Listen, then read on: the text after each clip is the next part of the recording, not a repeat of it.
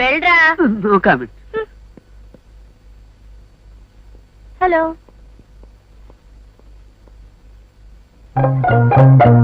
మావయ్య గారు, లౌక్యంతో కాపురాలు చేస్తే ఏం జరుగుతుందో చూశారుగా. ఎప్పటికైనా నా సిద్ధాంతమే కరెక్ట్ అని ఒప్పుకోండి.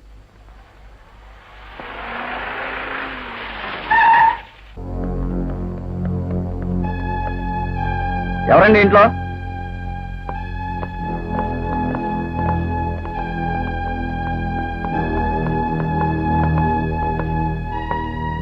ఎవరండి ఇంట్లో? ఎవరు కావాలండి? ఈ ఫోటోలో ఉన్న ఆవిడ ఈ ఇంట్లో ఉందని మాకు ఇన్ఫర్మేషన్ వచ్చింది. ఉన్నారా? ఈవిడ ఆలోచనాదేవి గారు కదండి? ఆలోచన దేవి కాదు, ఆందోళన దేవి కాదు. రోజుకో ఊరుకో పేరు మార్చి డబ్బున్న వాళ్ళందరినీ బ్లాక్మెయిల్ చేయడం దీని డ్యూటీ.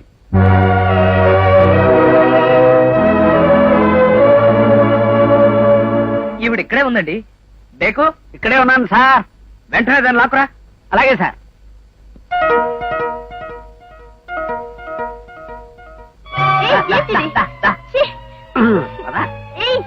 నన్ను వదులు. నన్నెందుకు ఇక్కడ తీసుకొచ్చావు? ఆయన అడుగు. You bloody cheat, you are under arrest. నన్నెందుకండి అరెస్ట్ చేస్తారు? నేను రాజేశ్వర ప్రసాద్ గారి ముద్దుల భార్యని. కావాలంటే ఈ ఫోటోగ్రాఫ్ చూడండి.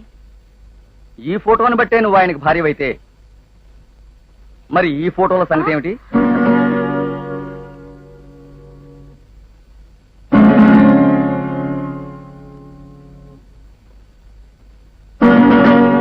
కాస్త డబ్బున్న వాళ్ళ ఫోటోలు సంపాదించుకుని పక్కన దీని ఫోటో అంటించుకుని వాళ్ళని బ్లాక్మెయిల్ చేయడమే దీని వృత్తండి. అయితే డాడీతో తీయించుకున్న ఫోటో కూడా ఇలాంటిదేనన్నమాట.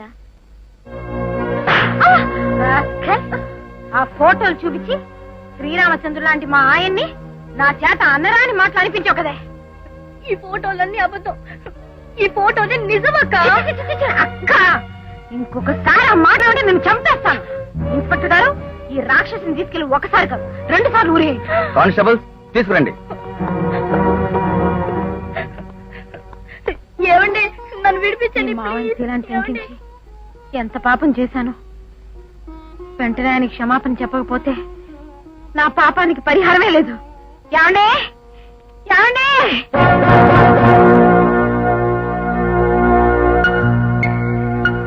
దీన్ని ఊరవతల వదిలేసి మిమ్మల్ని వేషాలు తీసేయమని సార్ చెప్పారు. అలాగే సార్, మళ్ళీ అవసరం వస్తే పిలుస్తాం. Thanks sir. మావయ్య గారు, ఆ దొంగ రాసుకలు ఎంత నాటకం ఆడిందండి. ఆ నాటకానికి విరుగుడు నాటకం నేను వాడేశానుగా. అంటే ఆ ఫోటోలు ఫోటోలే కాదు, ఆ పోలీసులు కూడా డ్రామాయే.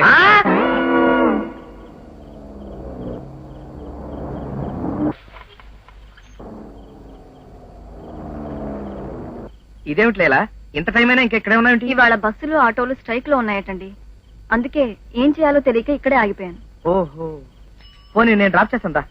పర్వాలేదండి, నేను నడిచే వెళ్తాను. అరే మొహాట పడతావేంటి? నేను మోయను, కారేగం వస్తుంది. రా. ఇదేనండి మా ఇల్లు. Thank you sir. Okay, good night. Sir, ఎలాగో మా ఇంటి దాకా వచ్చారు. లోపలికి వచ్చి కాఫీ తాగి వెళ్ళండి. ఓకే. రండి, కూర్చోండి. ఈవిడ మా అమ్మగారు. ఈ మధ్యన ఆరోగ్యం బాగోట్లేదు. నమస్కారం అమ్మా. నమస్కారం. నేను వీళ్ళ ఆఫీస్ లో జనరల్ మేనేజర్ని. ఈ అమ్మాయి నా చెల్లెలు, వీడు నా తమ్ముడు. హలో. మీరెళ్ళి చదువుకోండి. కూర్చోండి, ఇప్పుడే వస్తాను. లీల చాలా మంచి అమ్మాయి అండి. Very good girl. మంచిది కాబట్టి పెళ్లి చేసుకుని అత్తారింటికి వెళ్లాల్సిన వయసులో ఉద్యోగం చేస్తూ మా అందరి భారాన్ని నెత్తి మీద వేసుకుంది బాబు. తీసుకోండి. Thank you. అమ్మా, మాత్ర వేసుకున్నావా? ప్రొద్దుట ఒకటి వేసుకున్నాను, మళ్ళీ 8 గంటలకు వేసుకోవాలమ్మా. ఏమండి, ఇప్పుడు టైం ఎంత అయింది? టైమా? అయ్యో. పర్వాలేదండి, పర్వాలేదు. Good evening my dear. Good evening. మీ నాన్నగారు బొంబాయికి వెళ్లేసరికి మీ అమ్మగారు ఏకంగా మహిళా మండలిలో సెటిల్ అయిపోయినట్టున్నారే. ఎక్కడ కనపడటం లేదు. మా మమ్మీ పిక్చర్కి వెళ్ళిందండి. మీరు టైంకి వచ్చుంటే మనం. ఏమిటండి ఈ మరకలో? ఇదా, కాఫీ ఒలికిపోయింది. ఏ అంత చూసుకోకుండా కాఫీ తాగారా చిన్నపిల్లాళ్ళ? సరిగ్గా నేను కాఫీ తాగుతున్నప్పుడే టైం ఎంత అయిందని అడిగింది లీలా. లీలంటే ఇంతకు ముందు బిర్యానీ పెట్టిందే ఆ లీలా.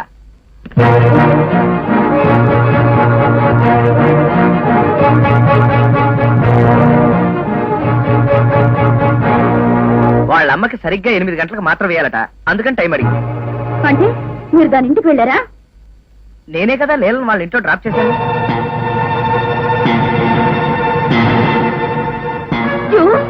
ఆ రోజు అది చేసిన బిర్యానీ తిండమే నాకు ఇష్టం లేదని అంత గొడవ చేస్తే ఇప్పుడు దాన్ని కారులో ఎక్కించుకుని షికారు తిరుగుతున్నారా? షికార్లు కాదు జయ, పాపం బస్సులు ఆటోలు స్ట్రైక్ కదా అని. చేతియండి. దాన్ని ముట్టుకున్న చేతో నన్ను ముట్టుకోవడానికి మీకు ఎంత ధైర్యం? నేను లీలను ముట్టుకోలేదు జయ. కాఫీ ఇచ్చేటప్పుడు బహుశా చేయి తగిలి ఉండొచ్చు. Don't talk. దాన్ని ముట్టుకోవడానికి సరసాలాడడానికి కాకపోతే దానింటికి ఎందుకు వెళ్ళారు? బుద్ధి లేకుండా మాట్లాడు. ఏమిటి? దాంతో తిరగొద్దని చెప్పేసరికి నేను బుద్ధి లేదన్నయ్యానా? నాకు బుద్ధి లేదా? నాకు బుద్ధి లేదా?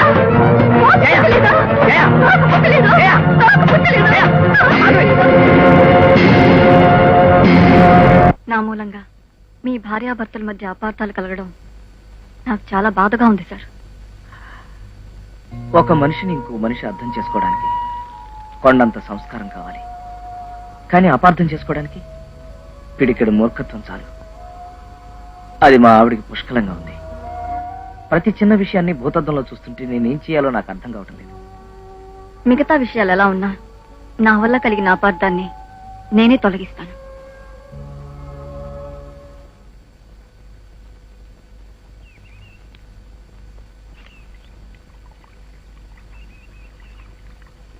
ఎవరు కావాలమ్మా? నా పేరు లీలా. జయగారితో మాట్లాడాలి. ఎవరిదే? ఎవరో లీలగారంటమ్మా, మీతో మాట్లాడాలంట. నేను తిన్న బిర్యానీ హోటల్ నుంచి తీసుకొచ్చింది కాదు, మన స్టెనో లీలావతి లేదు తను తీసుకొచ్చింది. బిర్యానీ మాత్రం అదిరిపోయిందిలే. 23, 24 మొత్తానికి నీకంటే యంగ్. అసలు నన్ను అడిగితే వంట చేసే ఆడవాళ్ళందరూ బిర్యానీ ఎలా చేయాలో ఆవిడ దగ్గర నేర్చుకోవడం బెటర్ అంటాను. మేడం, దయచేసి నేను చెప్పేది. You shut up, bloody bitch! జరా, దాన్ని బయటికి గంటేస్తావా లేక నిన్ను పని నుంచి గంటేమంటావా? వెళ్ళండమ్మా, వెళ్ళు తల్లి, వెళ్ళు. అది కాదు బాబు, ఇంకా చూస్తావేరా? గంటే వెళ్ళండమ్మా. ఏమండి? ఇంకా చెప్పేది అది కాదు బాబు. అదమ్మా. ఏమండి ప్లీజ్, నేను చెప్పేది మొత్తం వినండి. అదా.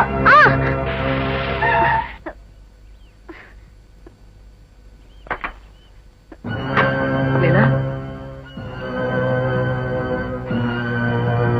రాస్కెల్, ఆడపిల్లని కూడా చూడకుండా మెడపట్టును బయట గంట నీకు ఎంత ధైర్యరా? చెప్పరా, క్షమాపణ చెప్పరా, చెప్పు. మా నౌకర్ని కొట్టడానికి మీకెంత ధైర్యం? అన్యాయంగా ఓ ఆడపిల్లని బయట గంటానికి వాడికి ఎంత ధైర్యం? నేనే దాన్ని గంటమని చెప్పాను. ఏ ఇప్పుడు నేను దానికి క్షమాపణ చెప్పాలా? ఎందుకు గంటమన్నావు? అడ్డమైన బజార్ మనిషి నా ఇంటికి రావడానికి వీల్లేదు కనుక. షటప్. నువ్వు అనుకున్నట్టు ఆవిడేం బజార్ మనిషి కాదు. కాకుండానే మిమ్మల్ని ఇంటికి పిలిపిస్తున్న మరీ కై తక్కులాడుతుందా? నిజాలు తెలుసుకోకుండా నీ నోటుకు వచ్చినట్టు మాట్లాడుకో. నువ్వు అనుమానిస్తున్నట్టుగా మా ఇద్దరి మధ్య ఏ అక్రమ సంబంధం లేదని చెప్పడానికే వచ్చింది. అంటే మీరిద్దరు కూడబలుకుని ప్లాన్ వేసుకుని మరీ నాతో దొంగ ఆటలాడుతున్నారనమాట. లేదండి, నేను అటువంటి దాన్ని కాదు. నువ్వు మాట్లాడేవంటే చెప్పుతో పడతాను. ఆగండి సార్.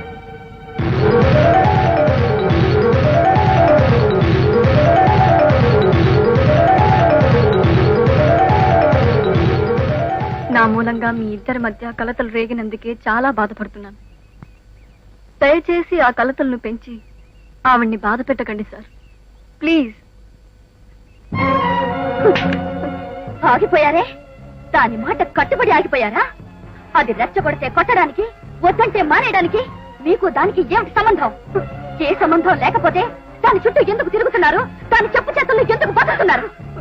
మా అధికారానికి లొంగిపోయి బానిసలా బతుకుతున్న మనిషి ఈవేళ నీ మూలంగా నన్ను కొట్టడానికి సాహసించాడంటే నువ్వు ఇతన్ని ఎంత కుక్కని చేసి తిప్పుకుంటున్నావో నాకు అర్థమైందే. ఏమండి, దాన్ని పీక పిసికి చప్పనందుకు సంతోషించండి.